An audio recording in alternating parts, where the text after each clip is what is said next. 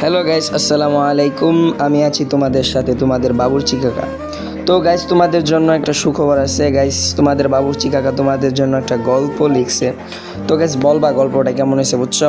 আর guys, গল্পের নাম দিছি রাগী ছেলে। তো গাইস, বলবা গল্পটা কেমন হয়েছে। কথা না বলে গল্প শুরু করা যাক। আমার নাম আবির। আমি গ্রামে থাকি, আমার মা বাবা শহরে থাকে। আমি আমার দাদাদের সাথে গ্রামে থাকি। আমার যখন 11 বছর বয়স, তখন আমার দাদা মারা যায়। তখন আম্মু আব্বু অনেকবার বলছিল আমাকে তাদের সাথে চলে যাইতে, কিন্তু আমার শহর ভালো লাগে না। আসল কারণ তা না, আমার একজন বেস্ট ফ্রেন্ড আছে, নাম তার মিম, তার জন্য আর কি যাইতে ভালো লাগে না। তাই আর কি গ্রাম ছেড়ে শহরে যাই না। তাছাড়াও শহরে মানুষ তো অনেক স্মার্ট, আমি তো অনেক গাইয়া।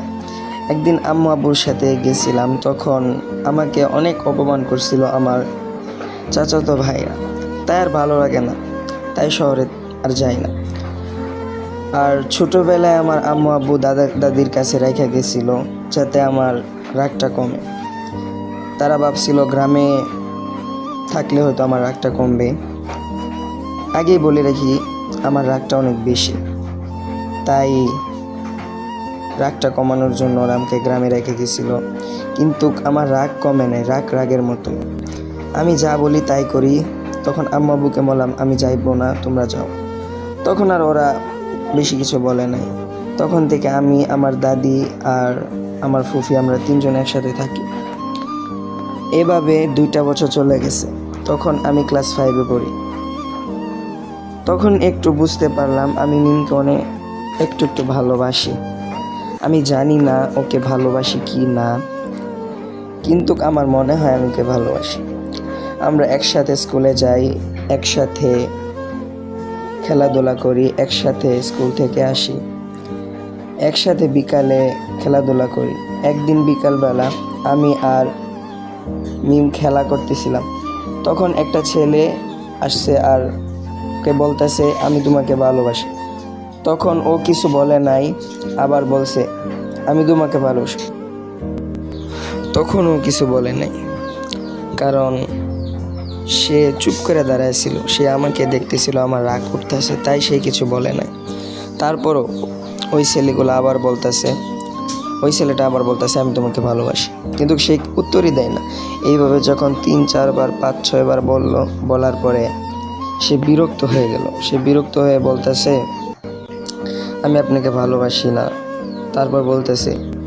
তারপরও সেই ছেলে বলতেছে আমি তোমাকে ভালোবাসি। তখন সে দেখলো আমার চোখ লাল হয়ে গেছে। তখন সে বলল ওই ছেলেকে আপনি এখান থেকে চলে যান। আবিরের চোখ লাল হয়ে যেতেছে, ওর রাগ উঠতেছে, ও আপনাকে মায়েরা ফেলবে। তখন সেই ছেলে বলল মরলে মরবো, তবু তোমাকে ছাড়বো না। তখন আমার আর রাগ সহ্য হয় নাই। তখন কাছে যা ছিল তাই দিয়া ওই ছেলেটাকে উত্তম মধ্যম দিতে থাকলাম। তখন আমার দাদি এসে আমাকে নিয়ে যেতে চাইলো, কিন্তু আমি তখন উত্তম মধ্যম দিতেছিলাম। তখন আমাকে জোর করে নিয়ে গেল।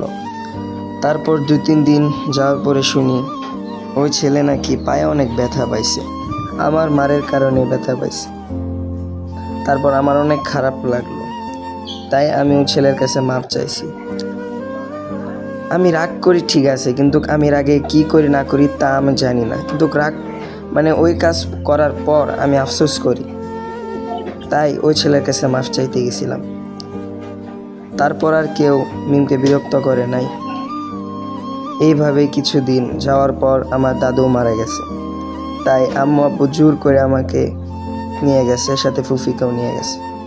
তারপর সমাপনী পরীক্ষা দিলাম গ্রামেই। শহর থেকে গ্রামে আসতাম পরীক্ষা দেওয়ার জন্য। পরীক্ষা দিলাম। পরীক্ষা শেষ হওয়ার পরে পরীক্ষা শেষের দিকেই মিমের সাথে দেখা হয়েছিল, তারপর আর দেখা হয় নাই।